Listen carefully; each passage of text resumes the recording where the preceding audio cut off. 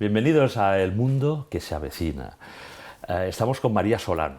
¿Qué tal, María? Muy bien, Albert, muchas gracias. María Solano es doctora en periodismo, decana y profesora en la Facultad de Ciencias de la Comunicación y Humanidades en CEU San Pablo, en Madrid. Te hemos hecho venir otra semana más porque hemos introducido... Encantada. Recordad, estamos en el bloque de comunicación y nueva evangelización. Hemos ido tratando muchos temas, pero claro, en la última semana me pusisteis allí un tema que no lo teníamos previsto. Normalmente, como sabes, son 7 capítulos y me hablaste de un tema preocupante, ¿no? Son los grandes riesgos para la persona, producto de los propios medios, ¿no?, de comunicación. Tienen una gran responsabilidad los medios de comunicación. Grandísima. Y yo creo que no son capaces, o no hay personas suficientemente éticas que valoren hasta qué punto lo que está pasando en los medios puede cambiar la vida del conjunto de la sociedad. Bueno, pero coméntame porque me has dejado un poco alarmado. A ver, las sociedades se construyen a través de lo que consumen en sus medios y la realidad que nos parece más adecuada es aquella que se ha normalizado a través de los medios. Entonces, los medios, a través de la información y del entretenimiento y de lo más banal y de un anuncio, pueden estar transmitiéndonos una serie de valores o antivalores. Entonces, la persona no solo se construye a partir de lo que le cuenta su familia, de lo que recibe en su iglesia, de lo que aprende en un colegio o de lo que chupa de su grupo de iguales, ¿no?, de lo que imita de su grupo de iguales, sino que también se construye, sobre todo en estos tiempos, de lo que le llega a través de esas redes sociales, de esas plataformas de consumo muy rápido, ¿no?, de contenido digital, de series y de películas. Y piensa que hay situaciones que acaban por imitarse. Hay un concepto en psicología que se llama el efecto Werther, que viene de esta obra de Goethe, de la obra del joven Werther, y cómo nosotros podemos llegar a copiar comportamientos negativos que vemos en medios. Como no estaba previsto, explícame, hacemos un esquema de este capítulo, articulando, si te parece, a través de esos grandes riesgos, ¿no? Nos anuncias unos cuantos. Venga, y los vamos desarrollando. Venga, vamos a empezar por uno que yo creo que es el más grave, que es el riesgo de la autoestima. Después de la autoestima, pues si quieres... Eso estaba bien, es bueno, ¿no?, la autoestima. No, depende. Ya. Bueno, es que es muy complicada, ¿Sí? La autoestima tiene dos riesgos muy graves: la carencia absoluta de autoestima o, como bien dices, el narcisismo. El nuevo narciso, vamos a adentrarnos en este, después vamos tocando otros. El nuevo narciso... Sabes que la historia de Narciso es que se vuelca sobre un lago, igual que hacen los narcisos, por eso se llama Narciso, porque está enamorado de su propia imagen, del reflejo que hay de él en el agua, y acaba ahogándose, ¿no?, porque cae al agua. El nuevo Narciso está en el móvil. Ya. El lago es la pantalla de su móvil, que utiliza con tremenda frecuencia para verse a sí mismo. Es terrorífico. El móvil se supone que está hecho para ver a los demás, para comunicarnos con los demás. Yo pensaba que era para eso. No, hay un montón de gente jovencita que lo utiliza para ver cómo está de guapa. El TikTok, todas estas cosas. Claro, piensa que al final están todo el rato reflejándose a sí mismos igual, exactamente igual que Narciso. Proyectando su personalidad, su imagen. Absolutamente. Sí. Entonces, allí va entrando hasta que, como Narciso, se ahoga dentro del lago. Y este narcisismo es tremendamente preocupante porque nos parece que son personas muy soberbias. Lo cierto es que son personas muy tristes y muy vacías. Lo que hay que hacer es rellenarlos de contenido para que no tengan que ir a buscarse a ellos mismos en el agua, ¿no? Pero el fenómeno selfie tiene algo de esto. El fenómeno selfie tiene algo de monólogo eterno, de que lo importante soy solo yo, ¿no? Mira, date cuenta de un matiz muy interesante. Cuando tú y yo éramos jóvenes, el único teléfono de nuestra casa estaba casi seguro o en la entrada o en el comedor o en un sitio peor que era en el pasillo, para que todo el mundo oyera lo que estabas hablando. Nadie paraba ahí más de unos minutos porque era muy complicado, ¿verdad? Sí. Y entonces nuestro sueño, cuando esto lo hemos vivido tú y yo, Albert, cuando empezaron los primeros teléfonos móviles, nos sorprendía enormemente poder hablar con nuestros seres queridos desde cualquier parte. Y entonces, oye, es que estoy en la montaña y puedo llamar a mi madre. La gente joven no llaman nunca. Bueno, prácticamente nunca. De hecho, llama a su madre y a su abuela. Pero llamar... ¿Entre ellos? Nunca. ¿Qué es lo que hacen? Fíjate lo que hacen. Este gesto. Cogen el móvil como si fuera una tostada y graban. Es verdad. ¿Verdad? Estos audios infinitos que son puro monólogo. Y entonces uno piensa, fíjate lo que ha pasado con la autoestima. Una herramienta utilísima, el teléfono móvil, que nos dejaba poder llamar a cualquier persona desde cualquier lugar, a cualquier otro lugar del mundo, en cualquier situación, y ya no necesitabas estar en casa, estar en una cabina. Eso, que era la gran utilidad del móvil, ha desaparecido porque ahora lo importante es escucharse a uno mismo y establecer un monólogo en vez de un diálogo. Ese es uno de los ejemplos de la autoestima. Pero luego también, Albert, la autoestima es una autoestima que no está bien fundamentada. La autoestima es muy positiva. O sea, nosotros en Hacer Familia, la revista en la que trabajo, pues nos esforzamos mucho en dar pistas a los padres de cómo construir la autoestima de los hijos, porque es fundamental. Por eso me ha extrañado al principio, ¿no? Claro. Pero se están construyendo falsas autoestimas. Vale, de acuerdo. Es una autoestima que yo la defino como autoestima de cristal. Primero, está basada en la exposición pública. Ellos son transparentes respecto a su vida y le pasan toda su vida al mundo. Le cuentan al mundo lo que desayunan, le cuentan al mundo cómo van vestidos, le cuentan al mundo qué planes tienen, le cuentan al mundo dónde quieren ir, le cuentan al mundo dónde están de vacaciones y los ladrones aprovechan y roban. Transparente. Al mismo tiempo, parecen aparentemente muy duros, muy rígidos. Ellos tienen sus principios y son esos los únicos y no los van a cambiar por nada. De hecho, son muy poco dialogantes. Hablábamos en un programa anterior de la cultura de la cancelación. Sí. Esa cultura se produce precisamente porque hemos confundido respeto y tolerancia. Y entonces realmente lo que hacemos ahora es que si tú opinas distinto de lo que opino yo, te voy a aguantar, pero es que no quiero ni escucharte. Eso no es respeto, en realidad. Entonces, ellos son muy duros, muy rígidos respecto a cualquier forma de entender la vida, ¿no? Y entonces la suya es la única correcta. No admiten que otra persona me diga algo diferente porque es que está fuera de lugar, ¿no? Entonces, pues pensemos, por ejemplo, en las batallas con los adolescentes por la ropa que llevan, ¿no? Pues ellos están muy firmes en sus convicciones. Pero al mismo tiempo digo que es de cristal porque es muy frágil, es tremendamente quebradiza. Basta un golpe muy pequeño para que todo se venga abajo. ¿Por qué? Porque no es una autoestima construida sobre elementos sólidos. Toda su autoestima está construida sobre la imagen que dan a los demás. No hay, en el entorno digital se ha perdido algo muy importante, que solo lo da el hogar. Mira, que lo hablemos aquí, ¿verdad? En el hogar de la madre.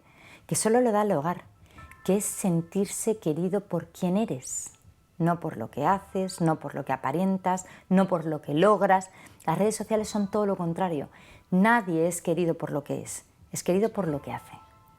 Las máscaras, ¿no? y la utilización de... Y cómo se desmorona alguien por tener un no me gusta, ¿verdad?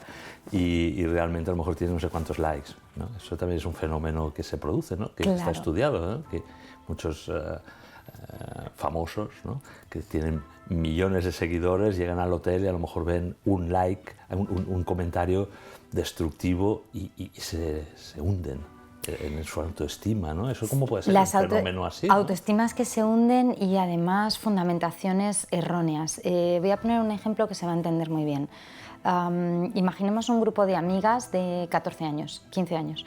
Están eligiendo outfits para salir esa tarde. Juntas en la habitación de una de ellas, ¿de acuerdo? Esto es una escena tremendamente habitual. Son sus verdaderas amigas, son sus amigas de verdad, ¿no? Entonces, imaginemos que una de ellas se pone un modelito demasiado sexualizado, excesivamente corto, que enseña mucho. Entonces, una amiga hace un comentario de lo más banal y le dice: tía, pero vas a salir así, ¿vale?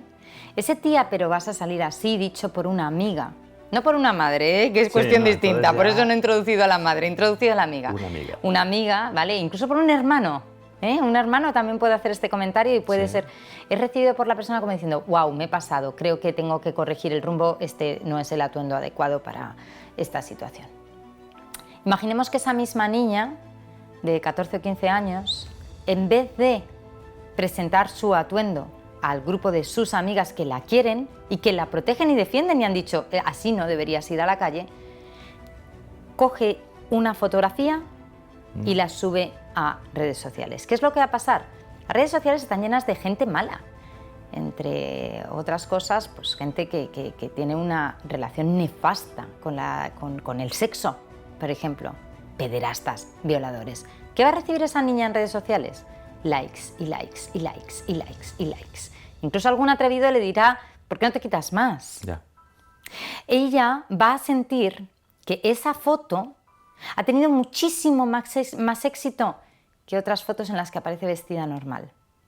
¿Qué le está diciendo la red social a su autoestima? Que es mejor ir vestida así que ir normal, porque el éxito lo tengo garantizado. Con lo cual, por eso te decía que fundamentan la autoestima en algo que no es valioso. En otro programa, Albert, hacía algunas semanas, hablamos de la dictadura del like. Efectivamente. Que parece democrático, porque lo que más gusta es lo que más gusta al mayoría. común de la... No, pero esa mayoría no son mis amigos, no son las personas que me quieren. Son seguidores, son desconocidos, que van a apostar por algo que no me hace bien. Y sin embargo, podemos caer en el error de pensar que verdaderamente eso es lo que triunfa. Y supongo que, bueno, tú comentarás más riesgos, pero introduzco el de la pornografía y casi ya una cierta prostitución en las redes, ¿no? Que no la llaman ni prostitución, pero que se puso de moda, parece ser, en el confinamiento, ¿no? O sea, muchos adolescentes que ofrecían, pues eso, ¿no? Imágenes más provocativas, consiguieron, ¿no? Esto también es un riesgo grave, ¿no? Pues efectivamente tocas un tema tremendamente peligroso porque hay muchos intereses, vamos a decir la verdad. Detrás de la pornografía mueve muchísimos gigas en redes sociales y en internet.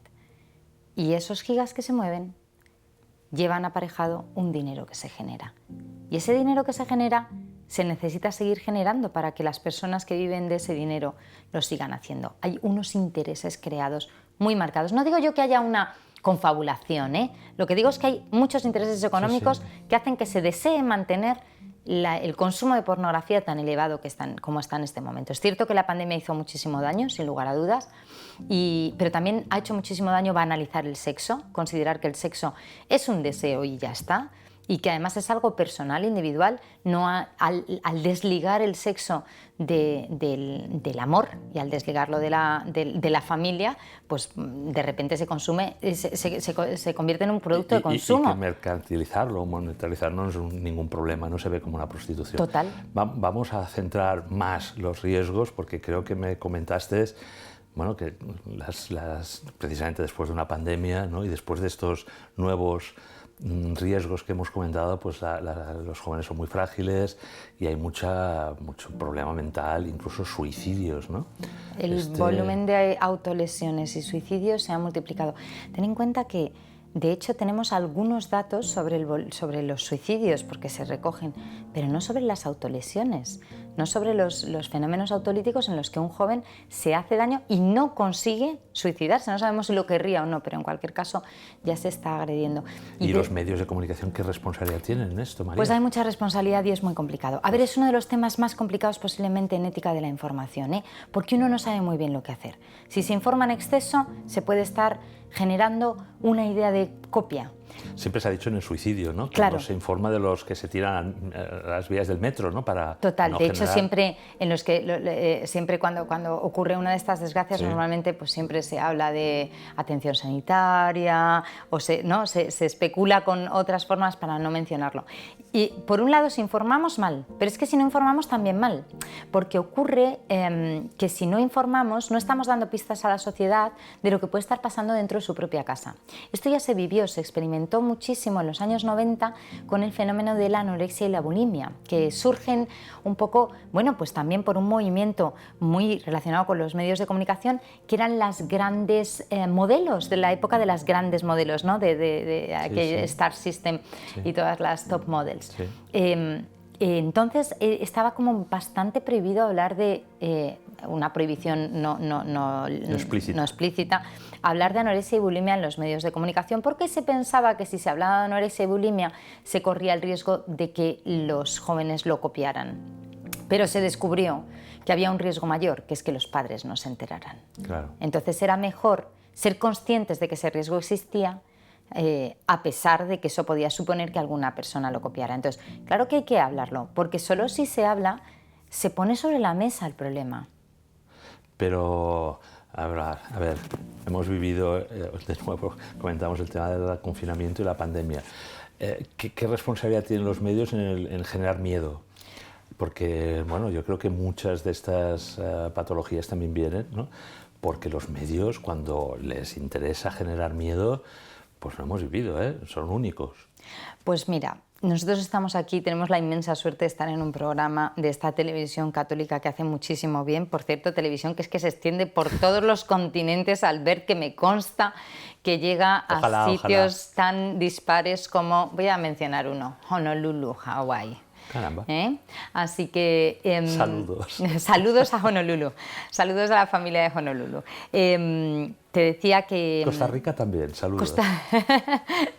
Te decía que efectivamente hay que tener mucho cuidado con no generar ansiedades, pero al final, si te das cuenta, te decía que somos un medio católico, el problema que tiene la sociedad no es tanto el miedo, sino el miedo a qué hay después del miedo. A ver, no vivimos en la peor etapa de la historia, pero ni muchísimo menos. O sea, nacer en el siglo XV tenía que ser horroroso. ¿Qué quieres que te diga? Las posibilidades de morir eran inmensas. Desde el parto, que lo más probable es que no lo superaras, ni tú ni tu madre, ¿de acuerdo?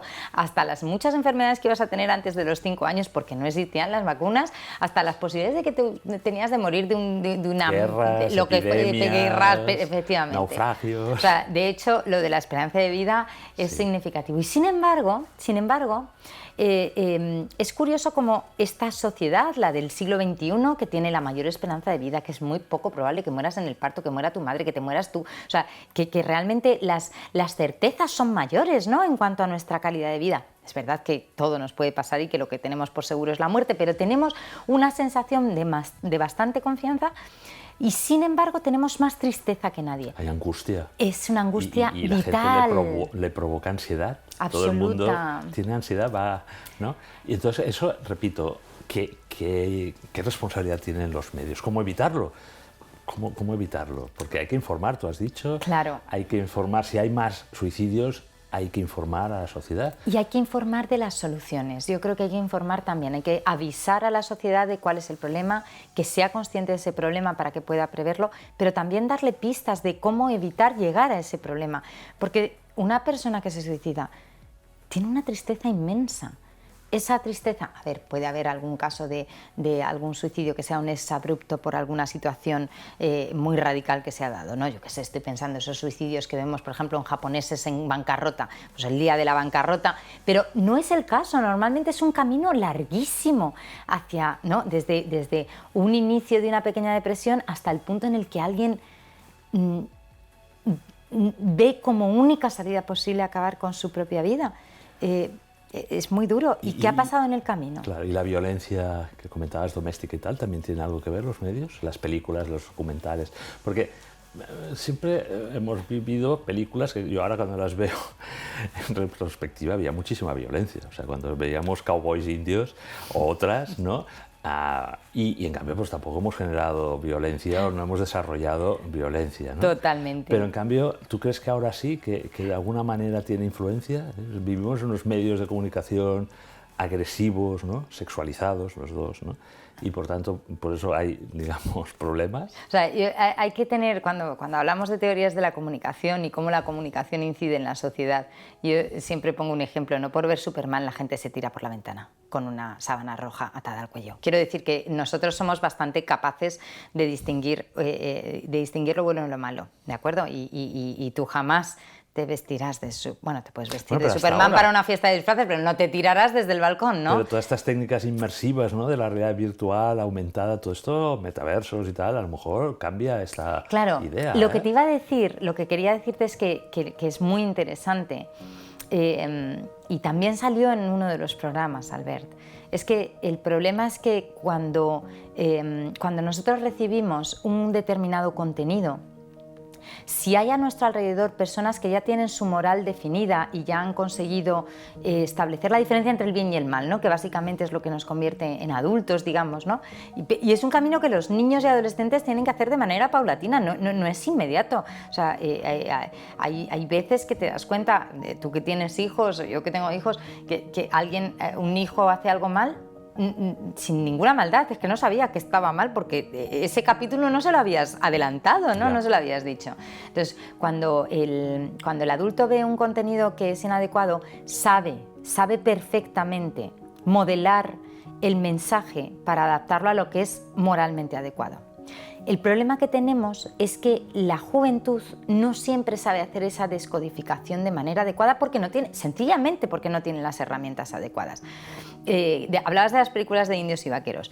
Eso es un ejemplo muy bueno. Había violencia, pero bueno, a mansalva. Y tortazos. Y tortazos. O sea, que las mujeres recibían... Sí, pero por ejemplo, te voy a poner ese ejemplo. No es que tú fueras a salir a la calle a batirte en duelo con nadie al amanecer. Sin embargo, sí hubo una consideración de que los indios eran los malos, ¿eh? Tuvo que llegar Kevin Costner en aquella película Bailando con Lobos a darle la vuelta a la historia y demostrar que los indios no eran tan malos. O sea que también incluso en eso cogíamos una parte que era que éramos conscientes de que nosotros no podíamos salir a la calle a pegar tiros después de dejar el caballo atado a la puerta del bar, pero al mismo tiempo había una parte que se nos quedaba.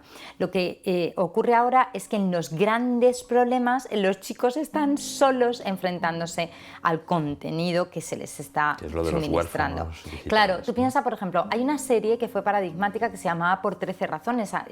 Era una serie que hablaba de las 13 razones que llevaron a una chica a suicidarse. Me consta, porque lo he leído en muchos sitios, que los promotores de aquella serie ni de lejos querían que la gente copiase el suicidio. Todo lo contrario. Su objetivo en esta vida era precisamente poner de manifiesto que había un problema de suicidio para que tú no te suicidaras. ¿Cuál fue el problema? Que se les escapó lo que iba a pasar cuando la audiencia recibiera el mensaje. Ellos no calibraron correctamente que para un grupo de personas las 13 razones eran 13 razones correctas, y de hecho está documentado el aumento de suicidios como consecuencia de aquella serie. O sea que en ocasiones lo que nos ocurre es que cuando nosotros lanzamos un mensaje de estas características no podemos saber qué consecuencias va a tener en la audiencia que la recibe.